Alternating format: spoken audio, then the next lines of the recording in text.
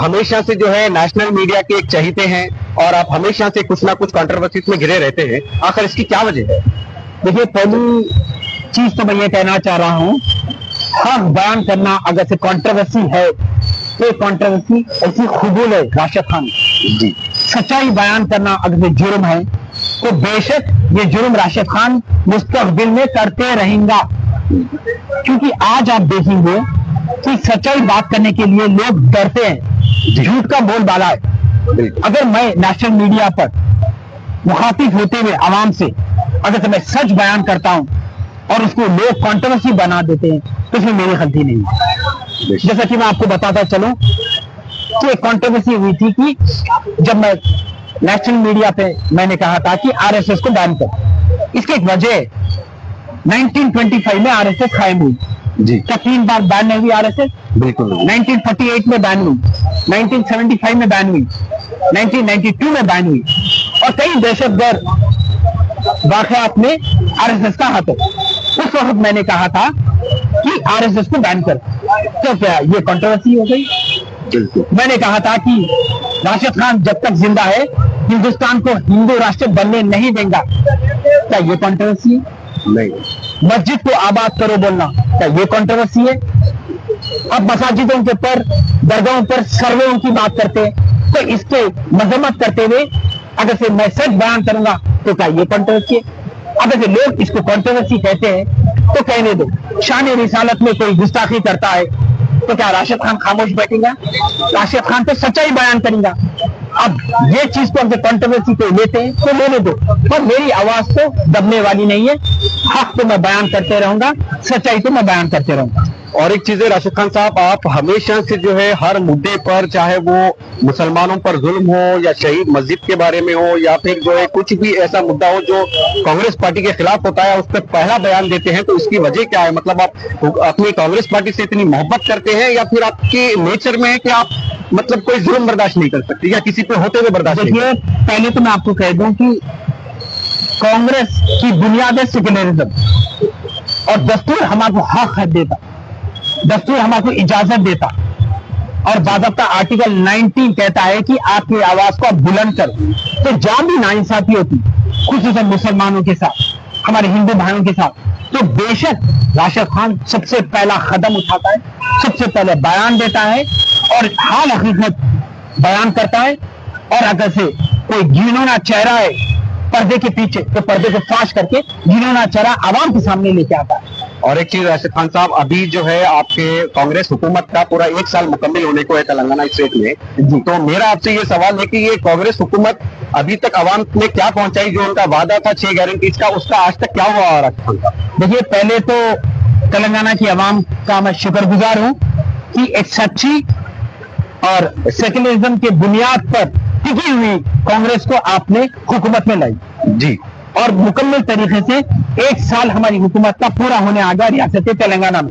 तो पहले तो मैं आवाम को मुबारकबाद देना चाहता हूं। तो हम जो 6 गारंटीज की बात करें तो आपको बताता चलूं कि आरटीसी बस में जो मुफ्त में सफर करने की खवातीन की बात हुई जी, तो 1.5 करोड़ खवातीन इस स्कीम से फायदा उठाए।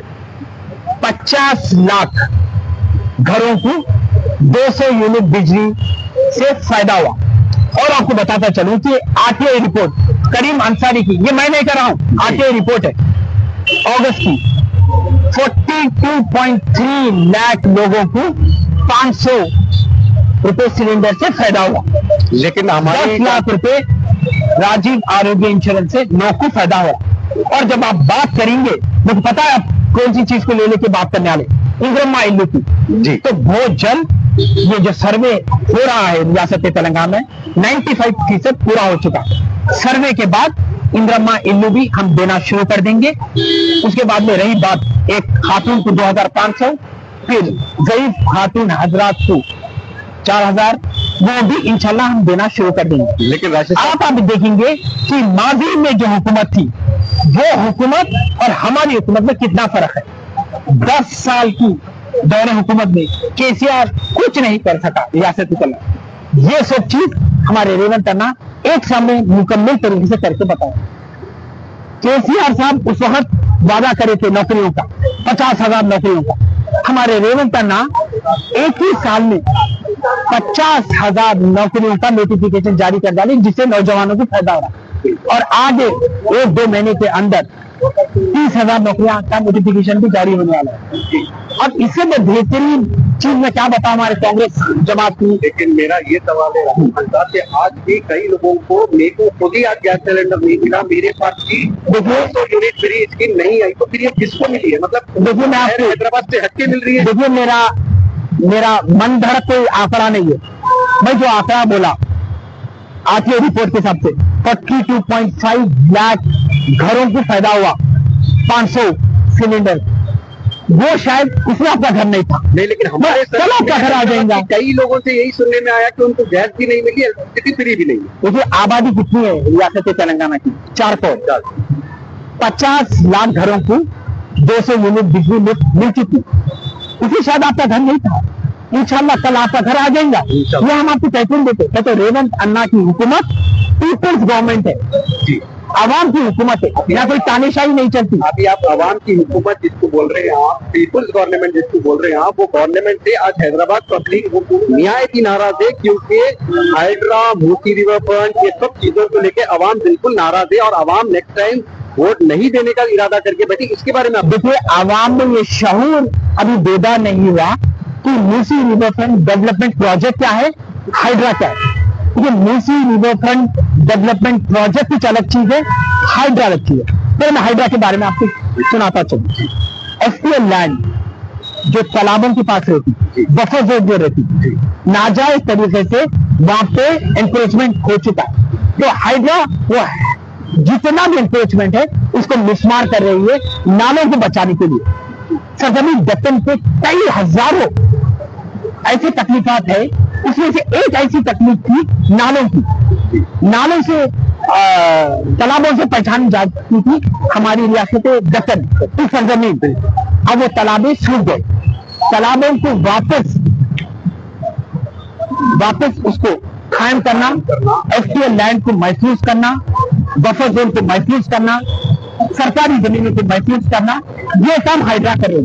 मैं आपको बताया चलूं, 2020 में हैदराबाद में सैलाब आया तो कई बस्तियां डूब गए, बहुत नुकसान, कई घर डूब गए। लो लाइन एरिया में पानी, बारिश का पानी आया, किस वजह से? क्योंकि नालों के पास जो एफटीएल लैंड रहता उसके ऊपर कब्जा, तालाबों के बाजू जो एफटीएल लैंड रहता उसके ऊपर कब्जा। तो जब पानी का बहाव बढ़ जाता है नालों में और तालाबों में, तो वो लो लाइन एरिया में बहते हुए चला गया, जिसकी वजह से बस्तियां डूब गए, घरों में पानी आ गया। यही चीज को मद्देनजर रख के 2020 में सैलाब के साल में केटीआर स्ट्रेटेजिक नाला डेवलपमेंट प्रोग्राम कायम करे। क्यों कायम करे? ये चीज को बचाने के लिए। अब वो सेम चीज हाइड्रा कर रही है, अपने अंदाज में कर रही है और ताकतवर बनके कर रही है। लेकिन जितने भी तालाब सूख गए उनको बचाना जरूरी है। वापस बारिश होगी तो तालाबा वैसे हरे भरे हो जाएंगे।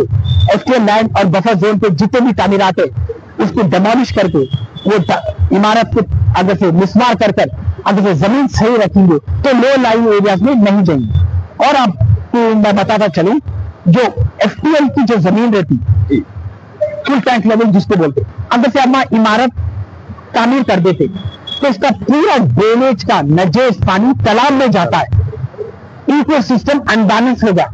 तो ये चीज को मद्देनजर रख के हमारे रेवंत अन्ना की जो सोच है कि तेलंगाना रियासत की दुनिया में एक मुकाम कमाने देंगे, एक ऐसा निशान बनाएंगे रियासत तेलंगाना कि दूसरे ममालिक से लोग मिसाल देना, यही चीज को मद्देनजर रख के हाइड्रा को कायम करें। अब उसके बाद में अब Musi river front development project के बारे में बात करते हैं। Musi river front development corporation कब कायम हुआ? केसीआर के दौरे हुकूमत में 2017 में कायम हुआ। और रेवंत अन्ना जो मूसी नदी अनंतगिरी मिलसे आती 7 किलोमीटर के एक डिस्टेंस पर बेहतरीन तरीके से, आलीशान तरीके से मूसी रिवर को वापस जिंदा कर रहे हैं। फार्मा सिटी बनाना चाह रहे हैं, फ्यूचर सिटी बनाना चाह रहे हैं, IT टावर्स आएंगे, sorry to interview, education hub आएगा, मल्टीपल ब्रिजेस आएंगे, पार्क्स आएंगे, वॉकवेज आएंगे, डेवलपमेंट आएगा, टूरिज्म आएगा, एंटरटेनमेंट आएगा और लोगों को रोजगार मिलेगा। तो इससे बेहतरीन चीज और क्या होगी? और आप जब बोल रहे कि लोग परेशान हैं मूसी रिवर फ्रंट प्रोग्राम को लेके, तो मूसी रिवर के आजू बाजू जो एक्चुअल लैंड है वहां पे भी लोग बसे हुए। पर आपको मैं माजी में बताऊं कि जब भी कोई भाव बढ़ता था तो ये लोग अपने अपने घरों को छोड़कर जाके कोई फंक्शन हॉल में, कोई मैदान में कहीं कभी आश्रय लेते थे। और आपको मैं और एक चीज बताता चलूं कि 2020 में जब सैलाब आया था, मूसी नदी का बहाव बढ़ने की वजह से चादर घाट के पास एक जहांगीर नाम का शख्स जो अपने मासूम बच्चे के साथ खेल रहा था, वो पानी में बह गया और उसकी लाश 3 दिन के बाद मिली। और मैं गांधी अस्पताल में पोस्टमार्टम जब हो रहा था, मैं वहां पर ठहरा था और मैं केटीआर और केसीआर से मुतालबा करा था कि ये मौत आपके वजह से हुई। ऐसे मूसी रिवर के बाजू रिटेनिंग वॉल बराबर रहती थी, जहांगीर बहते हुए नहीं जाता था, एक मासूम बच्चे के सामने उसका वालिद बहते हुए चलेगा। तो आप ये चीज को मद्देनजर रखिए। अब जो लोग मूसी नदी के बाजू थे उनको रिहेबिलिटेट करे रेवंत अन्ना, उनको 2 BHK फ्लैट दिए, आज वो लोग खुश है, उनको भी समझ में आ जाए कि हाँ ये जो चीज हो रही तरक्की के लिए हो रही, कामयाबी के लिए हो रही। आप मुझे बताते चलिए कि मूसी रिवर जो अनंतगिरी से होते हुए पूरा नरगुंडा के पास जाती, पुराने शहर से होते हुए जाती, क्या केसीआर के दौरे हुकूमत में 10 साल में कभी केसीआर पुराने शहर का दौरा करा? पुराने शहर में गुर्बत है, परेशानी है, सैलाब के वक्त लोग परेशान हाल में थे, घरान डूब जा रहे, उस वक्त कोई मुआयना करे नहीं करे। मैं रेवंत अन्ना की एक खासियत बोलता हूँ, हमारे विजनरी सीएम की और जो फ्यूचरिस्टिक डेवलपमेंट का जो उनका जहन है, उसकी एक मिसाल के तौर पर एक चीज बोलता हूँ। हमारी हुकूमत कायम हुए थे, ठीक 2 महीने के बाद रेवंत अन्ना सरजमीन ओल्ड सिटी पर कदम रखते हैं, मेट्रो रेल का इफ्तिताह करते हैं और मूसी रिवर फ्रंट प्रोजेक्ट का संग बुनियाद रखते हैं। तो उनके गौर और फिक्र ओल्ड सिटी की तरफ करे, क्योंकि ओल्ड सिटी अब तरक्की ओल्ड सिटी में आएगी तो हैदराबाद तरक्की याफ्ता होगा, हैदराबाद तरक्की याफ्ता होगा तो रियासत तेलंगाना तरक्की याफ्ता होगा। लेकिन और एक सवाल आपसे ये करना चाहते हैं सुल्तान साहब, अगर यही हाइड्रा और मूसी रिवर फ्रंट अगर बीआरएस की हुकूमत में होता और जब ओल्ड सिटी के घर वगैरह टूटते तो कांग्रेस पार्टी का जब क्या रिएक्शन रहता, आपका क्या रिएक्शन? देखिए, अगर से नाजायज तरीके से कुछ होता तो हम वो चीज को लेकर बगावत करते थे, उसकी मजम्मत करते थे। क्या हम कालेश्वरम प्रोजेक्ट की मजम्मत नहीं करें? क्या हम कालेश्वरम प्रोजेक्ट का पर्दाफाश नहीं करें? 1,25,000 करोड़ का प्रोजेक्ट, कालेश्वरम प्रोजेक्ट, पूरा corruption, mission Bhagiratha corruption, 2 BHK flat scheme पूरा करप्शन, केटीआर करप्शन 2 है, केटीआर प्रिंस है और केसीआर किंग है। तो ये लोग करप्शन में मिले हुए, मगर हमारी जो हुकूमत है, रेवंत अन्ना की हुकूमत है, कोई करप्शन में नहीं है। देखिए, केसीआर का काम है, केटीआर का काम है मजम्मत करना, इल्जामात डालना और ये बताना कि क्या कुछ करप्शन है। कहां करप्शन हुआ मुझे बताइए।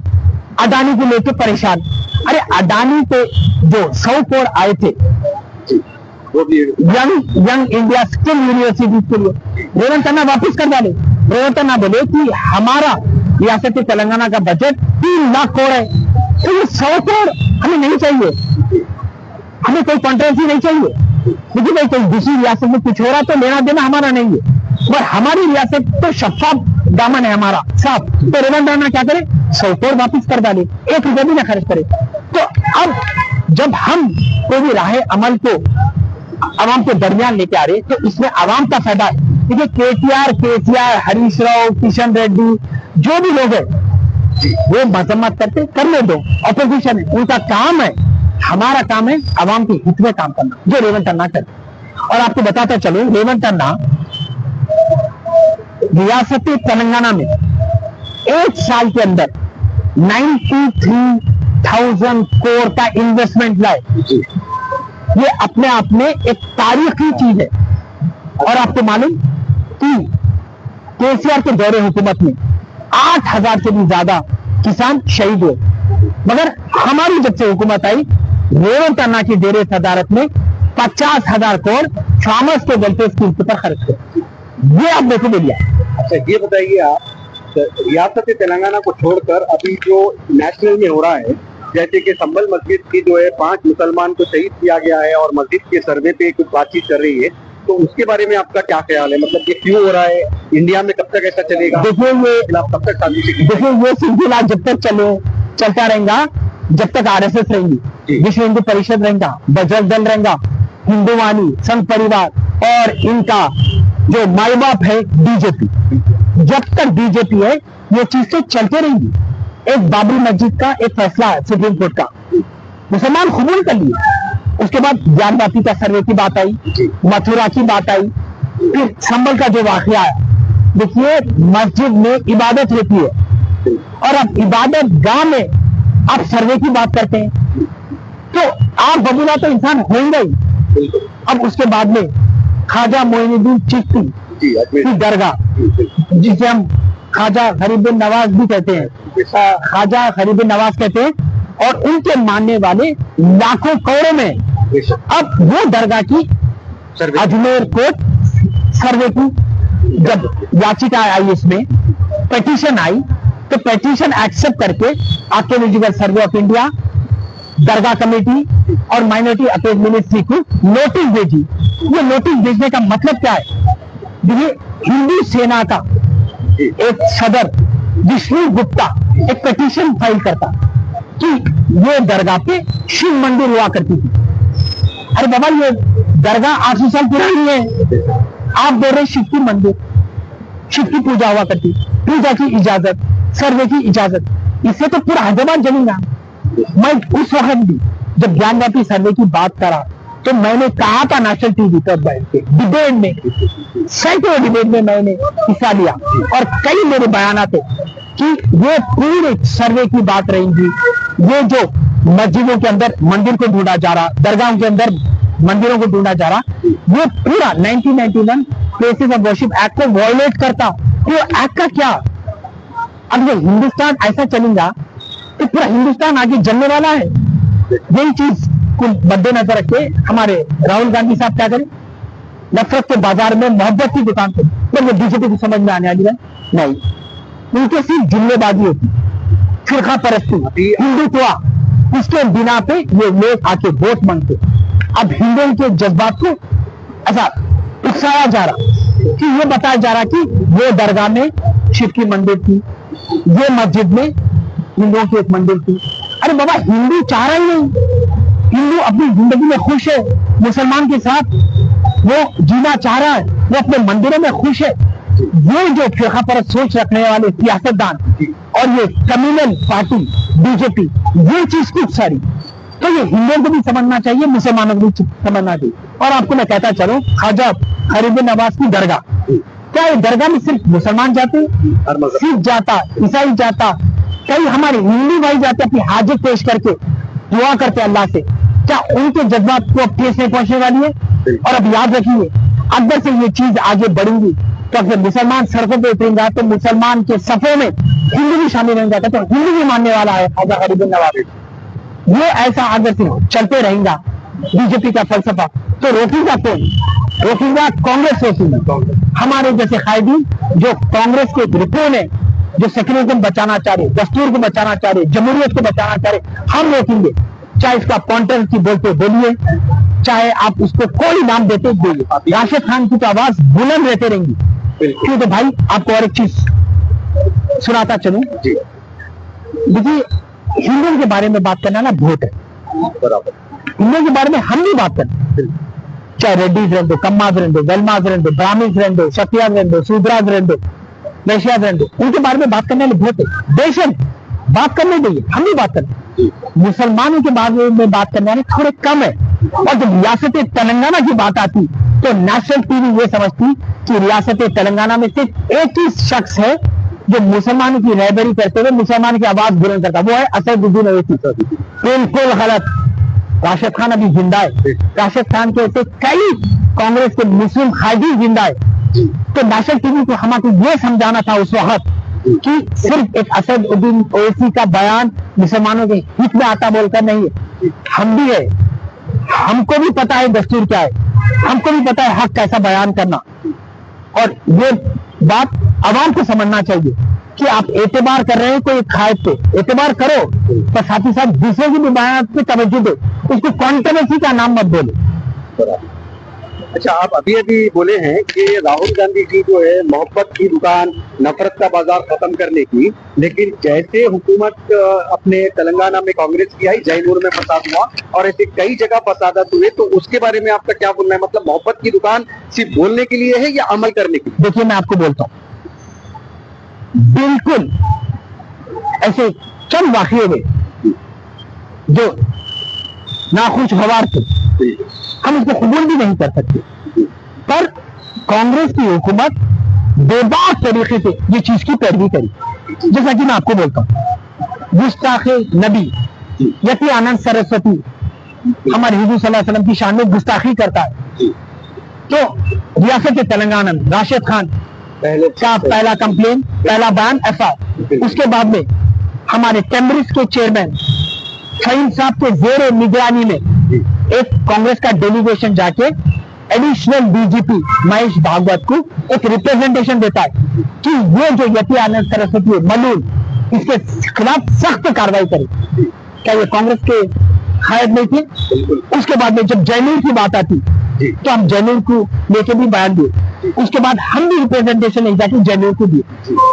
तो आप मेरे को बोलिए, जब से रियासत तेलंगाना में कांग्रेस की हुकूमत आई, क्या मुसलमान को दरबदर कर दिया जा रहा है? नहीं। और आपको बताता चलूं कि वक्त अमेंडमेंट बिल जब पार्लियामेंट में पेश किया, ज्वाइंट पार्लियामेंट्री कमेटी खानी, पूरे हिंदुस्तान में सबसे पहला कोई वक्फ बोर्ड उसकी मजम्मत करते हुए उसकी मुखालिफत करा, वो हमारे तेलंगाना का वक्फ बोर्ड। हमारे चेयरमैन अजमतुल्लाह हुसैनी साहब रेवंत अन्ना की जेर सदारत में हम सबसे पहले ये बिल की मजम्मत करें और मुखालिफत करें। क्या मुसलमानों के साथ नहीं है? आप मेरे को बोलिए, मुसलमान को कौन से शोबे हयात में नजरअंदाज करे कांग्रेस? नहीं नजरअंदाज करेगी। रेवंत अन्ना एक सेक्युलर जहन के, देखिए आपको मैं अपना एक मिसाल दे सकता हूँ कि मैं कई बयानात दिया जो कंट्रोवर्सी के तौर पर साबित हुए, मगर रेवंत अन्ना को जब ये बात की इत्तला हुई, रेवंत अन्ना वो बात की तय तक गए। उसके बाद में ये समझ में आया, ये जो एक रुकून है, ये जो एक सिपाही है, वो सच बयान कर रहा। तो कभी मुझे कोई नोटिस नहीं आई, कभी मुझे यार सरजमी गांधी भवन से बुलाया नहीं आया, कभी कोई हमारे बड़े हेड कमांड से कोई एक शिकायत नहीं आई कि आप ये गलत कर रहे हैं, ये चीज को रोक दो। तो ये चीज समझना चाहिए कि कांग्रेस जमात हमारी हिंदू, मुसलमान, सिख, ईसाई को एक निगाह से देखती, और खुसूसन हमारे रेवंत अन्ना और हमारे जो टीपीपी की सदर है, अब नए सदर जो बड़े एमएलसी महेश कुमार गौड़ साहब, आप उनसे बात करेंगे, आप जब उनसे के सामने अपने आप को पेश करके कुछ तकलीफात का इजहार करेंगे, तो किस सादगी से, किस हिकमत से आपके मसले का हल करते, ना वो हिंदू, ना मुसलमान, ना सिख, ना ईसाई, सबको एक निगाह से देखते। तो कांग्रेस जमात की खूबसूरती है, हमारा कांग्रेस जो जमात है वो बागवान है, जिसमें हर किस्म का फूल है, हिंदू, मुसलमान, सिख, ईसाई। तो ये बागवान को तरोताजा रखना है, महफूज रखना है। यही बागवान है जो हिंदुस्तान को चला रही है, सेकुलरिज्म की महफूज कर रही है, दस्तूर की महफूज कर रही है, जमहूरियत की महफूज कर रही है। खान साहब, आने वाले दिनों में, जैसा एक साल तो अभी मुकम्मल हो गया, आने वाले साल मुसलमानों के लिए क्या क्या फायदे होंगे उसके बारे में? देखिए, हमारा एक मंशूर था जी, माइनॉरिटी डिक्लेरेशन का, जो हमारा एक मंशूर था डिक्लेरेशन, वो मंशूर में बहुत सारे अच्छे राय अमल है जी। इंशाल्लाह मुकम्मल तरीके से राय अमल पूरे मुसलमानों तक जरूर पहुंचेंगे, हम वो फराम करेंगे। अभी तो एक साल हुआ, अभी तो बजट सेशन भी अब मुकम्मल तरीके से, अभी उसका वक्त पूरा नहीं हुआ। अच्छा हो, उसमें आप इंशाल्लाह नए साल में देखेंगे, जो भी हम 1 लाख सब्सिडी लोन का वादा करें, हम वो भी देंगे। जितने भी हम वादा करें, इमाम साहब, मौजम साहब, क्या बराबर अब तनख्वाह नहीं मिल रही, बराबर हदिया के तौर पर तनख्वाह मिल रही है, वो बेहतरीन अपना काम कर रहा है। माइनॉरिटी फाइनेंस कॉर्पोरेशन बेहतरीन अपना काम कर रहा है। कैम्ब्रिज के चेयरमैन फहीम साहब बेहतरीन काम कर रहे हैं। पहाड़ी शरीफ पर 11 एकड़ पर तेलंगाना रेसिडेंशियल स्कूल आने वाले हैं माइनॉरिटी के, तो ऐसे कई राह अमल आने वाले। मतलब हुकूमत तेलंगाना डेवलपमेंट के पीछे बहुत ज्यादा डेवलपमेंट है और काम चल रहा था। और खुसूसन आप याद रखना, Musi riverfront development program project पूरा नक्शा बदल देने वाला ऐसा एक नक्शा हो जाएगा हमारे तेलंगाना का। और जो मूसी रिवरफ्रंट ऐसा कामयाब होगा कि लोग सालों तक रेवंत खन्ना की वाहवाह करेंगे, तेलंगाना कांग्रेस की वाहवाह करेंगे कि वो तो आपकी थेम्स नदी जो लंदन में उसके बारे में पता है वैसा माहौल रहेगा। मल्टीनेशनल कंपनीज आ जाएंगी, आईटी टावर्स आ जाएंगे, जब स्मार्ट सिटी बने वो स्मार्ट सिटी बने, फ्यूचर सिटी जो बोल रहे हैं हम, फार्मर सिटी जो बोल रहे हैं हम, एजुकेशन हब जो बोल रहे हो, एंटरटेनमेंट, टूरिज्म, रोजगार, अरे पुरानी शहर का तो पूरा नक्शा इंशाल्लाह बदल देंगे। लेकिन ये सब चीजों के पीछे बहुत लोगों का सेक्रीफाइस भी हो रहा है, बहुत लोग घर से बेदखल हो जा रहे हैं।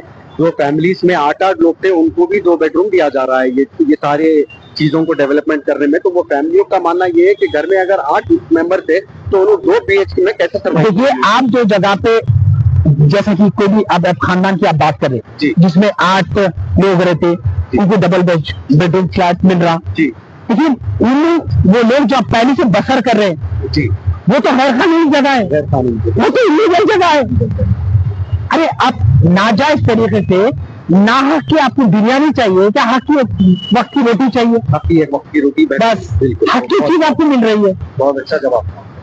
तो ये बात आवाम को समझना चाहिए और इंशाल्लाह आवाम समझ चुकी। तो जो जितनी भी मुखालिफत की चीज को में आग डालना चाहिए, आग में तेल का काम करी, अब वो पूरे थम गए, आवाम को समझ में आ गया।